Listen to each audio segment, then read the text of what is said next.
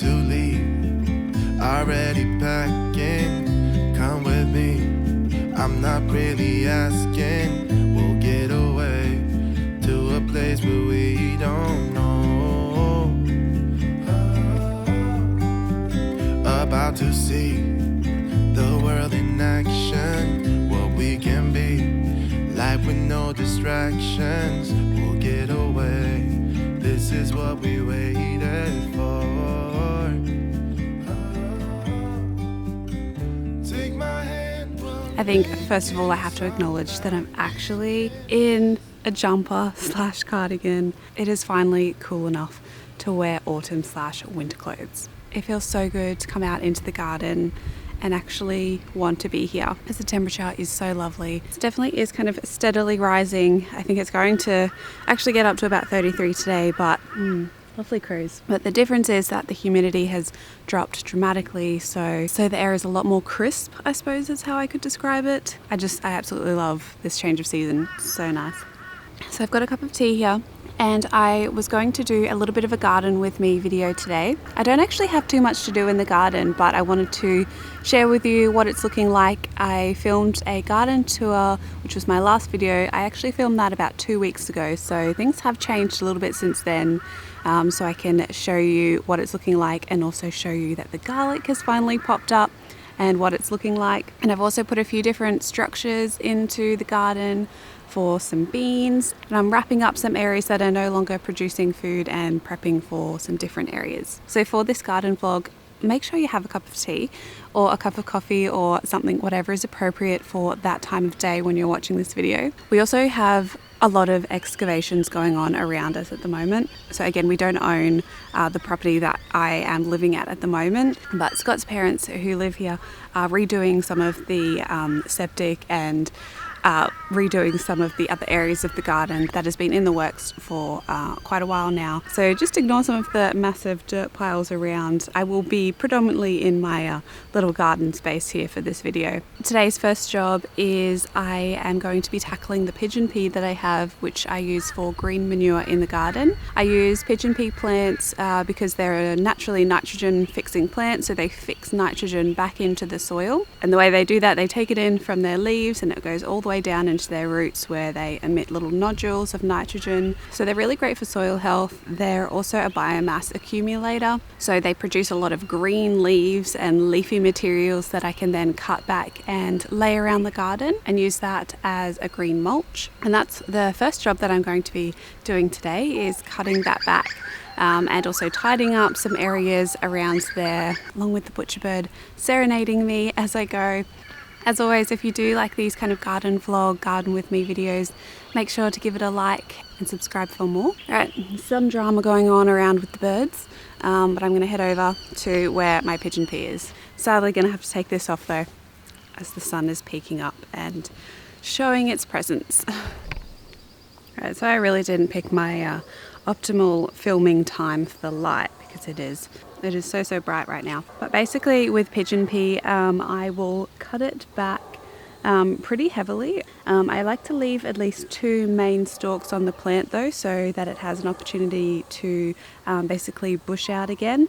And I'm going to just be taking the smaller, shorter stalks from the pigeon pea and chopping it fairly close to where the main 2 stems are. And I'm just going to collect that and then lay it around the garden where I think that some of the plants need a little bit more mulch.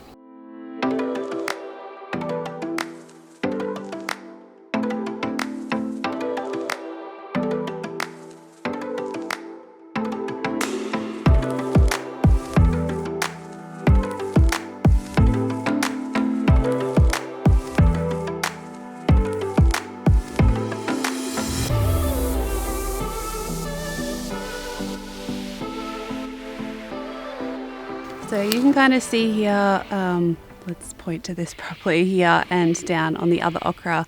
I've just overlaid the existing mulch there with some of the pigeon pea. I'm just going to pop into the shade for a little bit. I am constantly trying to build soil in every garden that I use. I definitely believe that if you have healthy soil, you have healthy plants. And the reason why I do this kind of chop and drop method is One, because it's super easy for me and I'm quite a lazy gardener, and also because coming into the winter months here in southeast Queensland, they're generally pretty dry, so we don't get a lot of rain, and I want to ensure that I have a lot of organic matter in the soil or on top of the soil to be able to soak up any water that we do get and any rain that we do get. And so over the next few months I'm going to be mulching different areas of the garden using different types of mulch.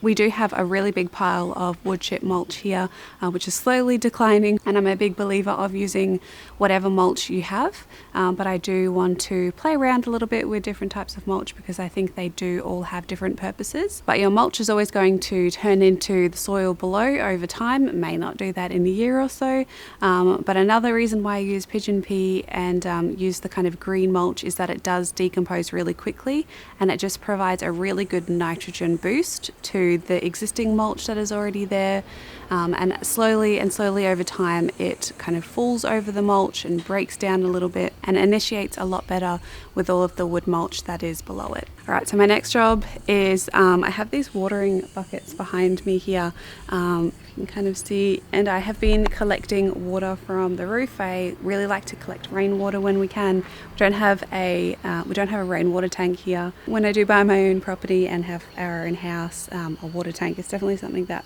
we're going to be getting, but for now I'm just collecting it in kind of big buckets. Rainwater is really great for your gardening, and you don't have to worry about, depending on the different area you're in, and kind of the soft water and hard water levels. In Brisbane our water is pretty good, but there still is some added chlorine, which really doesn't make a big difference, but if I can collect rainwater and use it on the garden, then that's what I'm going to do. Alright, next door neighbour's dog wants to be in the video, so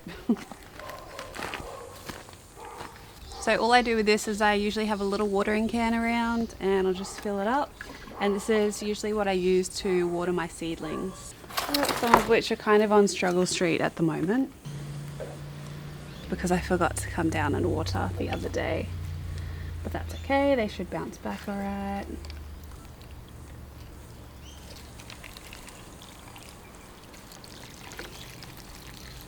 Something else that is very new is my little bean stalk that I have placed into the garden. This is Scott's kind of garden bed area. He wanted to grow some beans, so I think he's growing some scarlet runner beans and also some green beans. I'm not too sure, I can't quite remember the name. I think they might be Blue Lake green beans, but I'm really excited for this to be covered in green. It looks really pretty already and it really suits the garden. So I got this from my local nursery. It's only like $25 or so. I have positioned it in kind of an area that I know gets full sun, and this is something I think I've talked about in some other videos. I positioned this in an area that I knew was going to get full sun because as the sun drops lower in the sky over autumn and winter, this area does get a lot less sun because beans need full sun. I've placed them at the furthest end away from where the shade is going to be in the garden, so they should be fine to grow all throughout autumn. We don't really get a lot of frosts here, but if we do, there'd be more around kind of maybe July or August. So I've got heaps of time before it does start to get really cold, but yeah, they've been really loving it so far, so I'm excited to grow some beans. Something a little different that I have done since the last video is actually create some mounds at the end of the veggie patch that I have. Because we're on a slope here, and I'll put an overlay of kind of what it looks like from the balcony up there. We're on a slope and everything slopes down.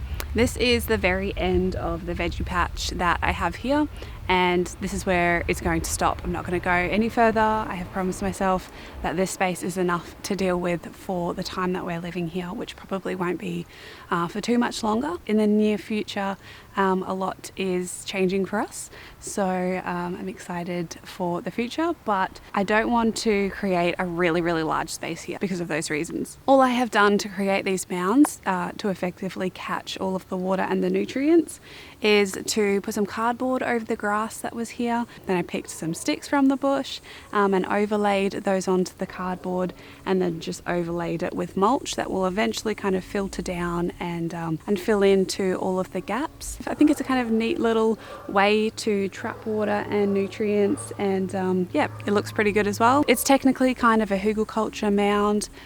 Over time it will just create more soil. We won't be here for that, so I won't be planting in these mounds at the moment, but it's something that could be done in the future. I also wanted to take the opportunity to answer kind of a few different questions that I've been getting on Instagram, which is kind of related to gardening, but also completely not really. So if this is not your thing, I promise I'm going to be doing a garlic update in a few minutes. So I'll put hopefully a timestamp on for you to skip to that area if you want to see what the garlic is looking like. But this is just going to be a little bit of a chat about, I have been posting some oracle cards and different tarot cards on my Instagram, and I've had a bunch of questions about them. So I wanted to cover it in this video just to share with you a little part of my life on how I kind of connect to nature around me. And one of the things that I have been loving to do lately is journaling. So I have picked up journaling probably in the past year or so, where I have a set journal and I try and write something down every day, whether that is what I did in the garden that day, what the natural area around me is looking like, and I can do a whole other video on kind of like my nature journaling side of things. But generally I have been using some mainly oracle cards, to pull a card for the day, so that I can journal about it and talk about my thoughts and my feelings.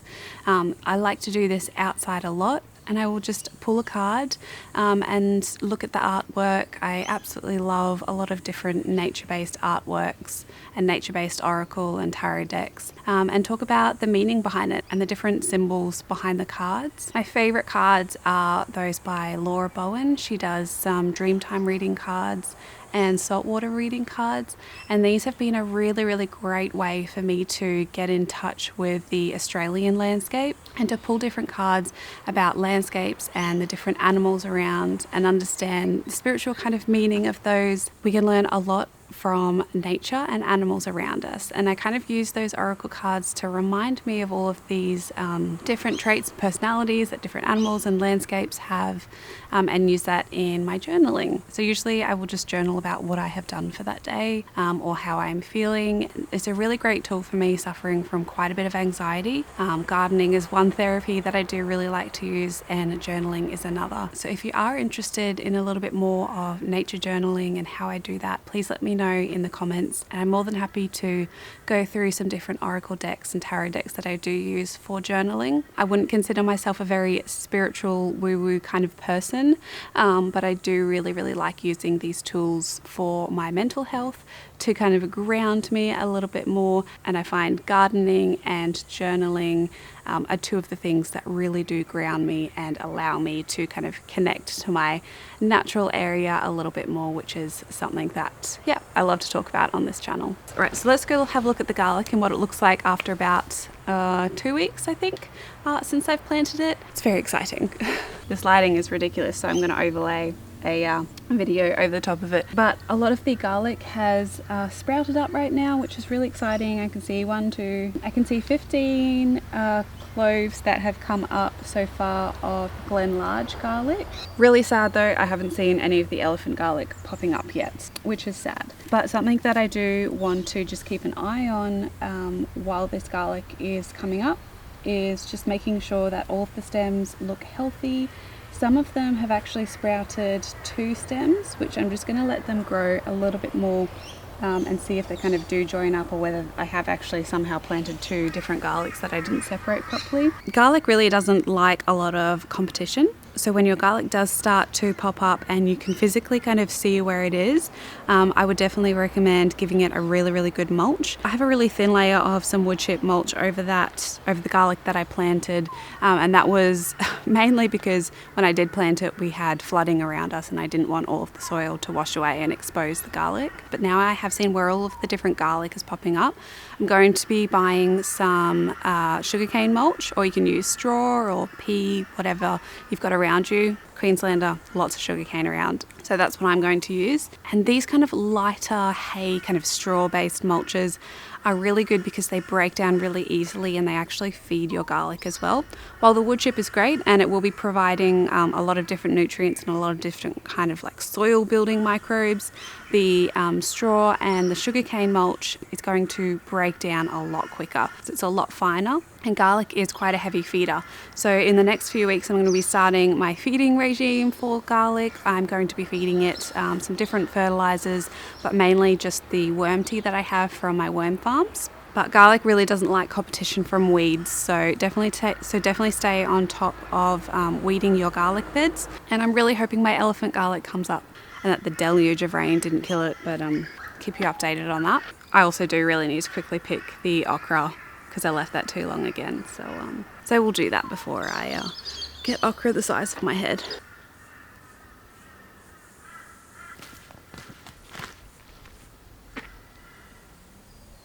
They're pretty big, but I'm actually going to go up and make my favourite okra recipe with these that I'm going to include just in a separate video. So definitely stay tuned for that little mini video coming up. Baby girl.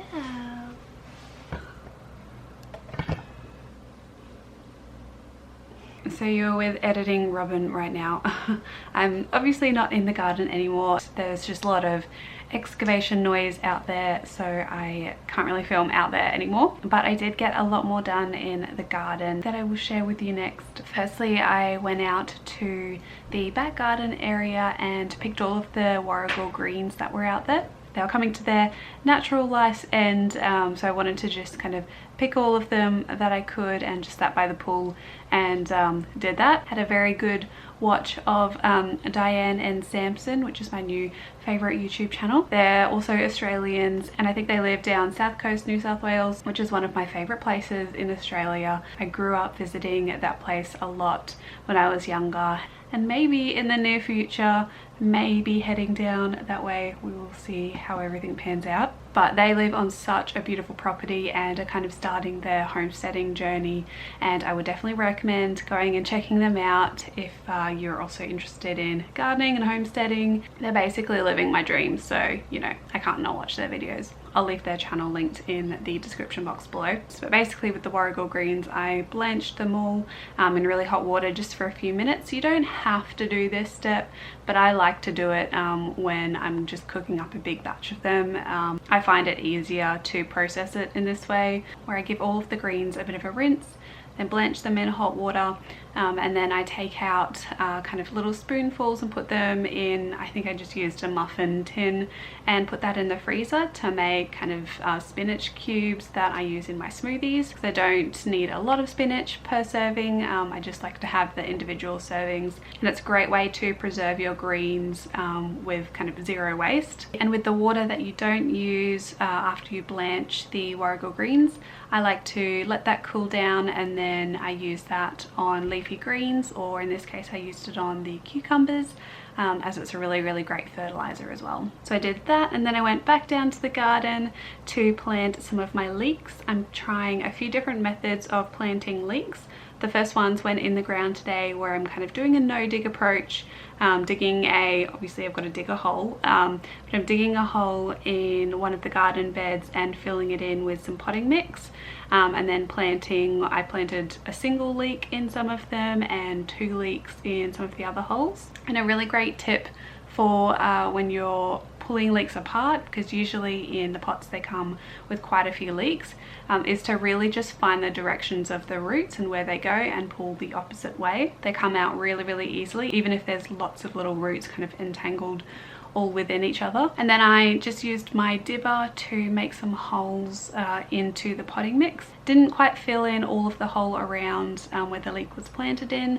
I'm just letting that naturally fill in over time after it's watered. So I'm excited to try that, and I'm going to be doing a few other different methods of growing leeks as well. I've never really grown leeks before, so this is all an experiment in my garden and my mind. And I also made some weed tea down there as well, where I just did a little bit of weeding and put all of the weeds into a bucket and filled it up with water, making sure to get all of the little caterpillars out and rescue those before I let it sit for a while. And this is something I really like to do on the weekend to make sure that throughout the week that kind of sits for a few days, and then I can have a fertilizer on hand for the week, so that I have a few different fertilizers on hand. I've got the weed tea fertilizer and also some worm tea as well. I also just chilled out in the garden, which is super important to relax and enjoy all of the hard work that you have put into the garden. So I hope you enjoyed this kind of day in the life, I suppose. It's everything I got up to in the garden today. Please, if you've made it this far, definitely make sure to give the video a like and comment down below any future videos that you would like to see as well. Thank you so much for watching this video. I hope you're having a lovely day wherever you are in the world.